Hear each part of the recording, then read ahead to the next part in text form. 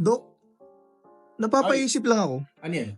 Ano masasabi mo sa mga patient mo na naggo-google ng kanilang mga sakit? Yung mga sa kanila, no? Ako sa akin, okay lang. Kasi rate naman talaga yun ng mga pasyente. At saka lahat naman may access sa internet. No, doon pumapasok yung role ng mga doktor. Kailangan mong i-correct yung mga sobrang nabasa nila o yung mga maling nabasa nila. Kung may tama naman, hindi okay. Ang Okay. advice ko lang dyan sa mga nag-search sa internet, dapat reliable yung source nila. Pangalawa, huwag nyo masyadong i-focus na ito na yung sakit ko, ganito na ako, ganito yung pwede mangyari sa akin. Mas better pa rin kung mag-seek kayo ng medical opinion, no? Kasi ang dami kung ano-ano dyan na lumalabas sa Google na sobrang extravagant agad.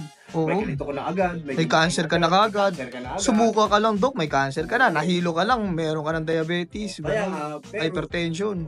pero nagiging woke naman yung mga tao sa mga ganyang bagay kapag nagpapakonsulta sila, no? So, better pa rin ma-check nyo.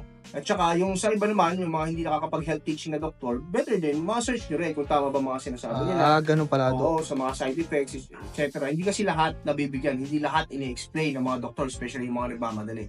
So, dapat yung health teaching ng mga doktor i-include para yung mga pasyente less na yung ginagawang pag-search sa internet. Sasabihin yung mga side effects, sasabihin yung mga dapat gawin kapag nagkaroon ng side effects na ganito, no? Tapos, paano ba gumagana yung mga gamot? Or para saan ba? Para less na yung nangyayaring ganyan na occurrence. Okay po, Dok. Okay. Okay la. Okay, nanood pa ako ng Shangri-La Frontier eh.